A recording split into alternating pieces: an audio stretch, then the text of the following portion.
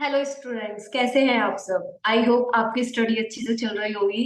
Let's start with the further section, that is the loan and investment by the company. Means loan and investment by the company. There is a students, there is a few sections which are like you will think that they are the similar, but there is a point of view कि is different। Means वहां पर director की बात हो रही थी, अब यहाँ पर कंपनी की बात हो रही है। ठीक है, नाउ लेट्स स्टार्ट।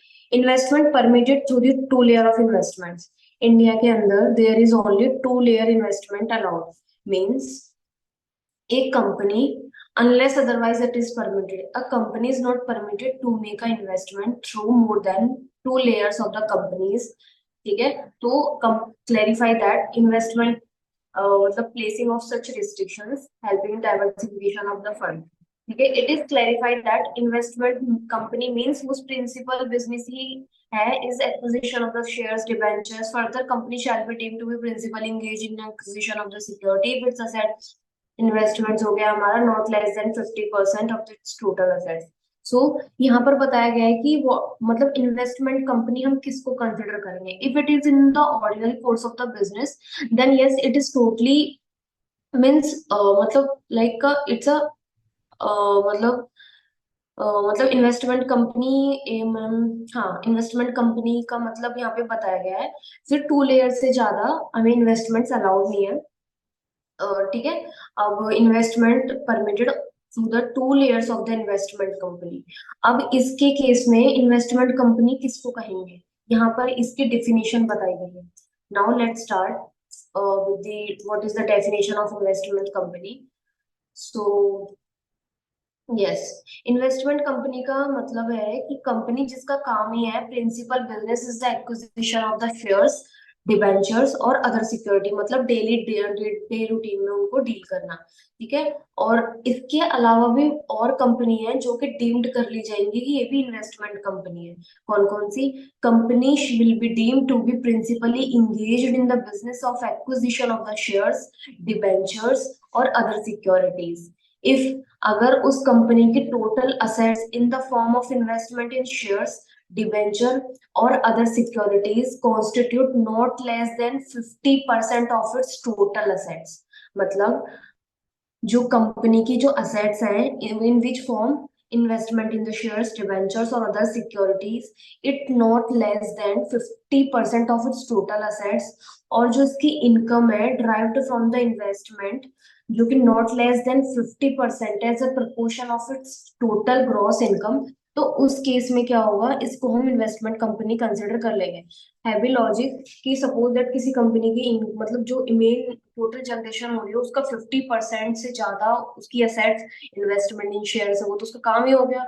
और जो डिविडेंड है शेयर से इंटरेस्ट मिल रहा है वो मोर देन 50% है और टोटल ग्रॉस इनकम से, तो of course we will be consider as it's a investment company. Means there is a two type of investment company, एक तो जिसका काम ही है शेयर्स बाय सेल करना, और एक है डीम्ड मान ली जाएंगी इन्वेस्टमेंट कंपनी अगर उनकी जो टोटल असेट्स है नॉट लेस देन 50% और जो ग्रॉस रिसीट्स है not less than 50%। Okay, now let's start exceptions to rule of the two layers. अब यहाँ पर एक्सेप्शन बताई गई है टू लेयर्स की, कि अगर if there is a company जो more than two layers investment कर रही है, yes they can do, but there is a two मतलब there is a two exceptions, यहाँ पर मोर देन टू लेयर्स भी अलाउड होता है। अब आ जाते हैं acquisition of the company incorporated outside the India. Means shall not apply, two layers shall not be applicable. अगर आप कंपनी को एक्वायर कर रहे हो जो company incorporated outside the India है और जिस अदर कंपनी का लॉ जो है वो अलाउड करता है, तो उस केस में क्या है, हम लोग उसको more than two layer allowed मानेंगे। If the company acquire any other company incorporated in a country outside the India, and if such other company has investment subsidiary beyond the two layers as per the law of such country, तो उस case में क्या है, two layer जो है वो allowed नहीं होगा। उस केस में क्या है, इस सेक्शन से उसे रिलैक्सेशन मिल जाएगी। ठीक है, सपोज दैट मैं किसी कंपनी को एक्वायर कर रही हूँ जो कि इनकॉर्पोरेटेड आउटसाइड द इंडिया है और वहां पर मोर देन टू लेयर्स है, और उस रूल के अकॉर्डिंग मतलब पर्टिकुलर कंट्री के रूल्स के अकॉर्डिंग वहां अलाउड है, तो उसको भी मान लिया जाएगा, yes it is a valid. Now subsidiary from having an investment means again prevent जो subsidiary company है from having an investment subsidiary for the purpose of meeting the requirement under any law or regulation frame under any law for the time being in force means subsidiary from having an investment subsidiary. ठीक है, तो इस case में भी क्या होगा, हमारे 2 layers से exemptions मिल जाएंगे. Now let's first clean all the drawings. Imposition of the limit on the quantum of the loan investment made by the company means अब यहाँ पर following type of the transaction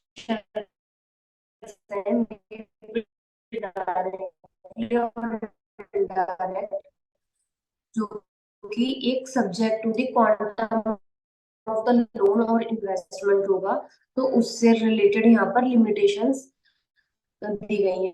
no company give any loan to a person और या फिर any other body को करते in connection with loan to any या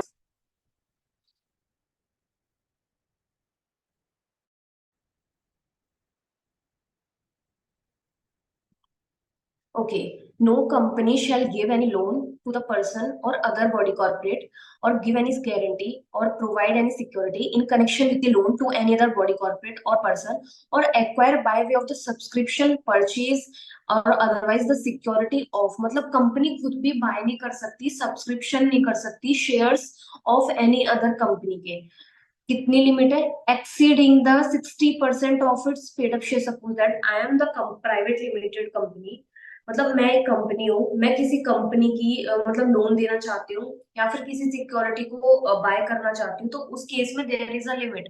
what is the limit, मेरी कंपनी की paid up share capital free reserve security premium का 60% या फिर 100% ऑफ इट्स फ्री रिजर्व और security premium whichever is more, जो हो ये अमाउंट उससे ज्यादा मैं कंपनी ना तो लोन ले सकती, ना दे सकती हूँ, ना शेयर्स बाय कर सकती हूँ, ना ही कोई गारंटी. तो ये लिमिट हो गई. ठीक है, तो क्या है, सबसे पहले हम करेंगे 60% किसका, paid up share capital, free reserve और सिक्योरिटी प्रीमियम, उसका 60% निकाल लो. अब 100% करो किसका, free reserve and security premium, दोनों का 100%. दोनों की फिगर में जो मोर है उससे ज्यादा आप कुछ मतलब ना तो आप लोन दे सकते हो, ना ही आप सिक्योरिटी, ना ही आप मतलब एक्वायर कर सकते हो किसी कंपनी के शेयर्स. ठीक है, तो person does not include the individual who is in employment of the company. Person में वो पर्सन इंक्लूड नहीं होगा जो कंपनी में खुद जॉब करता है, उस कंपनी में एज ए एम्प्लॉय है, तो उस केस में पर्सन, ये जो पर्सन वर्ड है यहाँ पर वो पर्सन इंक्लूड नहीं होगा.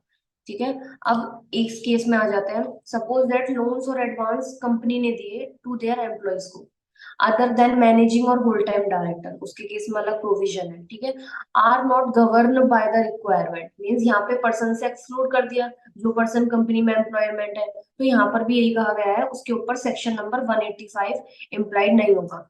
ठीक है, विच इज गवर्न बाय, उस पे सेक्शन नंबर 186 गवर्न नहीं होगा, उसके ऊपर one section sorry section 185 already I discuss in a previous video. ठीक है, अब इसके बाद आ जाते हैं, वही मैंने बता दिया, whichever is more prior approval if you want to give a loan और security more than that particular amount whichever is more 60% of its paid up share capital, authorized share capital. ठीक है, तो उस अगर आप उससे ज्यादा loan लेना मतलब देना चाहते हो, सिक्योरिटी है, तो उस केस में क्या है, आपको क्या करना पड़ेगा, एसआर पास कराना पड़ेगा और बोर्ड रिजोल्यूशन भी पास होगा. सो वेयर एग्रीगेट हो गया हमारा ऑफ द ये दैट पर्टिकुलर एक्सीड है, तो उस केस में क्या होगा, कंपनी को रिजोल्यूशन एसआर पास कराना पड़ेगा. If there is no SR pass, so it will not be allowed. It will be considered as an invalid totally. Okay. So voting through the postal ballot होगा इसमें. ठीक है, लिखा हुआ है 1 person company or other company having the member up to 200 are not required to transact any business through the postal ballot. 1 person company या फिर any other company में जिसमें मेंबर अप टू 200 है, तो उस केस में क्या है, पोस्टल बैलेट के थ्रू आपको मतलब कोई भी रिजोल्यूशन पास करने की जरूरत नहीं है। अब डिस्क्लोजर, जो भी टोटल अमाउंट होगा, डिस्क्लोजर इन अ रिजोल्यूशन में करना पड़ेगा कि क्या लोन है, क्या गारंटी सिक्योरिटी एक्विजिशन है। तो उस केस में क्या है, बोर्ड ऑफ डायरेक्टर्स भी इसको डिस्क्लोज करेंगे टोटल अमाउंट की, अप टू विच की बोर्ड जो है director are authorised to give the loan और गारंटी। ठीक है, अब इसके बाद आ जाते हैं exemptions from the special resolution. अब इसमें आ जाते हैं हम कब हमें क्या है, मतलब एग्जेम्पशन मिलेगी हमें, अगर मान लो सिक्स उस पर्टिकुलर अमाउंट से एक्सीडिंग भी हमें लोन देना है या फिर सिक्योरिटी वगैरह, बट हम कर सकते हैं और एसआर पास करने की भी जरूरत नहीं है। तो वो केस कौन सा है, वेयर द लोन और सिक्योरिटी इज गिवन और provided by the company to its wholly own subsidiary company को दे रहे हो, या फिर जॉइंट वेंचर कंपनी, या फिर acquisition is made by the holding company by way of subscription purchase of its wholly owned subsidiary company, so there is no need to pass a SR. Yes, they can do that. मतलब if any holding company is doing the transaction with the wholly owned subsidiary, and if they are buying through the like joint venture company, so there is no need to pass SR, because holding company तो already उसके ऊपर अपना right acquire करके बैठी है ना, so wholly owned subsidiary के ऊपर, तो there is no need to pass SR. अब disclosure in the financial statements in case of exemption means this point is particularly belongs to this exemption part. अगर आपको exemption मिली हुई है मतलब SR से, तो उस केस में क्या है, कंपनी डिस्क्लोज करेगी details of such loans guarantee in the financial statement. Simple सी बात है, you have to disclose each and everything in your financial statements, unless it's मतलब आपका एसआर पास नहीं हुआ है, तो उस केस में ये नहीं कि आप अपनी मर्जी से कुछ भी करोगे, मेंबर्स की नॉलेज में हर चीज होनी चाहिए। तो for that particular purpose you have to disclose in the financial statements. Disclosure to the member, अब कंपनी क्या है, full particulars relating to the loans और इन्वेस्टमेंट डिस्क्लोज करेगी कब, टू मेंबर्स को, लोन कब दिया, इन्वेस्टमेंट मेड, सिक्योरिटी, पर्पस क्या है, किस पर्पस के लिए हमने पैसा दिया है। अब आ जाते हैं unanimous resolution of the board. Means अब यहाँ पे बोर्ड की यूनानिमस रिजोल्यूशन की जरूरत पड़ती है। एनी इन्वेस्टमेंट और लोन गारंटी कंपनी के द्वारा दिया जा रहा है only after when the resolution pass with the consent of all the director present at a meeting. Means यहाँ पर ये कहा गया है, आप ऐसा पास कराओगे, कंडीशन एग्री है, बट बोर्ड की फुल्ली अप्रूवल में, सपोज दैट कंपनी में 10 डायरेक्टर है, 8 प्रेजेंट हुए मीटिंग के अंदर, तो 8 डायरेक्टर्स को give their all the consents. Means if there is any person, one person, single person who is against that particular मतलब लाइक रिजोल्यूशन अगेंस्ट, तो then it will not consider as a मतलब valid. So there is a unanimous resolution is required for that particular section, that is the section number 186, and along with prior approval of the public financial institution is also is subsitting shall also be obtained। ठीक है, financial institutions की भी हमें consent लेनी पड़ेगी। Circumstances जहां पर हमें पब्लिक फाइनेंशियल इंस्टीट्यूशन की अप्रूवल की जरूरत नहीं है, कब, prior approval shall not be require where जो एग्रीगेट अमाउंट है और अलोंग विद है वो एक्सीड नहीं है लिमिट से, और उन्होंने कोई डिफॉल्ट नहीं करा। मतलब अगर आप लिमिट के अंदर पैसा ले रहे हो, suppose that it is not more than which 60% of its paid up share capital, free reserve securities premium, or 100% of its free reserve and security premium, whichever is more, that particular more amount is not exceeding the loan amount, then there is no need to take a prior approval from the public financial institution। ठीक है, और इसके अलावा and means you have to fulfill the other condition also, you have to fulfill both these conditions. If you are satisfying both these conditions, then there is no need to take approval from the public financial institutions। when there is no default, आपने कोई default नहीं करा in repayment of the loan installments or the payment of interest। ठीक है, अब आ जाता है रेट, वही इसमें दिया गया है, privileging yield of the 1 year और 3 इयर्स और द 5 इयर्स एंड 10, जो कि गवर्नमेंट सिक्योरिटी डिस्क्लोज करती है to the tender of the loan. ठीक है, there is a, you can read it. अब यहाँ पर no giving of the loan in respect of subsiding, जो लोग डिफॉल्ट है they can't give the loan, maintenance of register, this is the procedural part, you don't need to take any kind of the approval। अब maintenance of the register है, So there is a need, this is the procedural part, students, you have to just read, and when there is a need to company maintain a books of accounts records, जितने भी loan और investment से related है वो books of accounts कब तक maintain करने हैं, क्या गारंटी देनी है, कितना लोन देना पड़ेगा, तो उस केस में क्या है, ये सारे बुक्स ऑफ अकाउंट्स रखे जाते हैं कंपनी के आरओसी पर, और ये एक पर्टिकुलर टाइम लिमिट तक they have to maintain, and from the, suppose that आज कंपनी को लोन दिया गया, कंपनी को लोन मिला, तो उस केस में 7 days के अंदर अंदर we have to submit a form to the ROC, then they will keep the and maintain the books of accounts.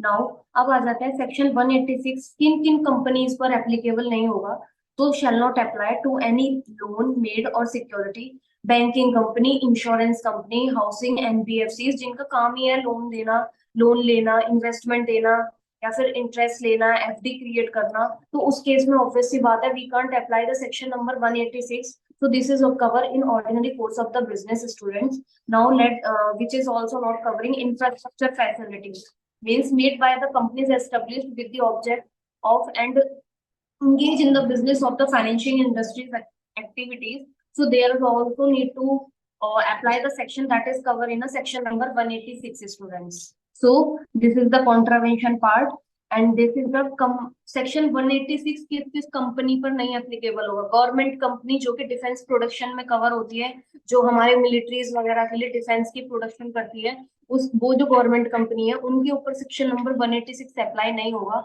और government company other than the listed company जिन्होंने ऑप्टेन लियो ministry of the department or of central government which is administratively in charge of the company, but they have not committed a default in filing the financial statements and the annual return with the registrar of the company, so there is no need to apply the section number 186. So there is a, this is all about the section number 186 section. So students, this is a big, yes of course this is also important. So ये video मैं यहीं and करती हूँ because ये section इतना enough है, because it will take around I think more time, so till that time take care students, bye bye, have a